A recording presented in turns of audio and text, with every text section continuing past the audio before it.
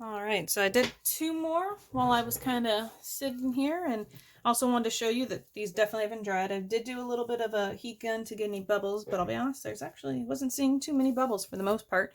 Kind of just wanted to show the one that this top one where we put in the alcohol ink after we had poured the resin.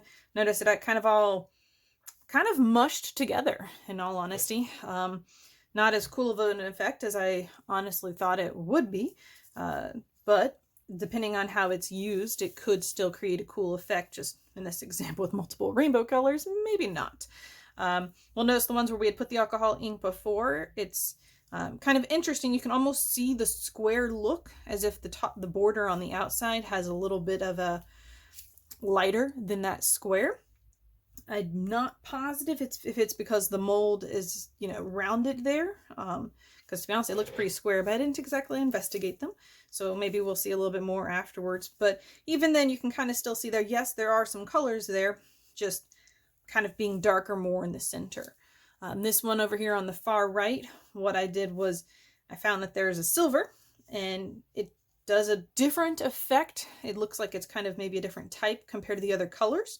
If you notice, the other ones are more liquidy looking, I guess. This one's definitely more of a shine sparkle going on. I did actually drop in a few blues, solid blues afterwards, and they kind of more or less just sunk under the silver. So the silver is definitely rising to the top. We'll have to wait till it dries to see what's looking on the other side, but definitely an interesting outcome for this one. Kind of wish I had recorded my little drops of it. Didn't know it'd actually be so different, which is why I'm now sharing them. Over here, once I kind of block the light on this one was kind of a similar effect as the silver, except for there was a gold. And if you look, you'll kind of notice that the gold is a bit more mixing in. I did go with all lighter colors in hopes of, it mixing nicely for the most part. But you can see that it has the gold has a nice little effect going on there. I'll see if I can kind of pull this over and show you a little bit a different angle. There we go. So you can see the gold kind of mixed a little bit with some of the colors. Some of the colors I dropped on top of each other. Again, we're going with pinks and reds and oranges here, so I was curious what would happen. So you got a couple of the darker ones that I'm fairly certain are where some of the colors mixed together and combined. And you have some where I only put the gold, and you can see it's coming out a lot more lighter. If you look at the pattern going around, that is where I put the resin afterwards, I had already kind of put one layer, realized I didn't get it as full as I needed, and I added more. So you can kind of see that going around where I just kind of was drizzling it in there. Knowing from other experiences that might not remain, but since this is my first time working with the alcohol ink, that might, which does allow for forcing a cool pattern if it does stay. If it mellows out and mixes and blends like the mica powder would, it might not really matter. But again, we shall see. And then lastly, I made this cute little dog tag. Now this one, what I did this time is I took the remainder of the resin that I had, and I dropped the alcohol ink into the resin and then mixed it in the resin cup before I poured it to kind of see how different it might be, maybe or not. I've been told that, or read honestly, that alcohol ink is more clear. So I'm actually expecting once this to dry to quite literally be a see-through blue little dog tag. So another just little test to see what happens if you mixing and everything. So again, let's find out when we come back after these have all, hopefully solidified, hardened, at least enough maybe to pull them out of their molds, and we'll find out what happens then. To be continued.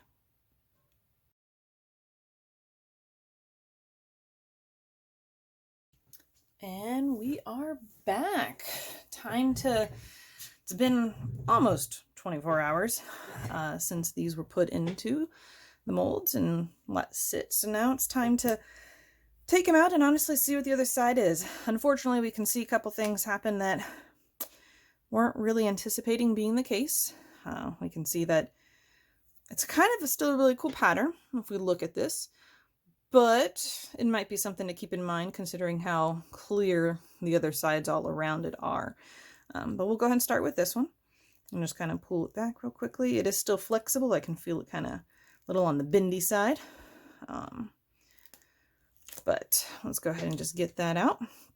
So this is what we have. It's, I gotta put my hand under it so you can even see, very nicely clear through, very nicely see-through. If you look, you can see an actually really cool pattern in the colors. Nice little design going on. Yeah, there's a lot of white, but depending on what you're kind of going for, I could see this as being a nice top layer to something, to get a cool different look with the colors going on for that. So, you know, something to keep in mind. A reminder, this one was of course done by putting the resin in first, followed by the alcohol ink drops. Next, we'll go ahead and just take this nice big one because I'm pretty curious about it. I think it'll kind of come out somewhat, you can already tell it's a little bit see-through. I can see my hand through it and the mold underneath it. So go ahead and just kind of pull this one apart. And yeah, we can see it's nicely, you know, a good nice partial see-through. Now, I don't know if I'd really want this on actual covers now that I think about it, because, you know, you'll see the box and everything underneath it, but nice little cool effect we have going on here. You can see a lot of the gold kind of just spreading throughout it in a nice little pattern of just straight up randomness. When I mentioned before about how you could see the pour before, it still does show. So it is something to kind of keep in mind. I'm trying to make sure you can see those little, it's kind of hard with anything under, but if you see, you can see where I poured after the fact. So something to just kind of keep in mind. Might help force the pattern if you're trying to go for a more, you know, unusual pattern after the fact. So it will show where you poured after you've done your first pour. So just kind of be aware of that. Not quite as noticeable from the other side though. So depending on which one you're making your top and which one you're making your bottom, as we know, some molds, what you pour and ends up on the top really kind of ends up being what everyone sees and is looking at. In this case, it is the bottom, or this is more the top. But just something to keep in mind, depending on if you're trying to force an unusual pattern, go for a different pattern, you know, that kind of look and feature. So yeah, nice, cool. You can see all the different colors in there. You can see a little pink over here. Again, it's nice and clear and reflective colors going on.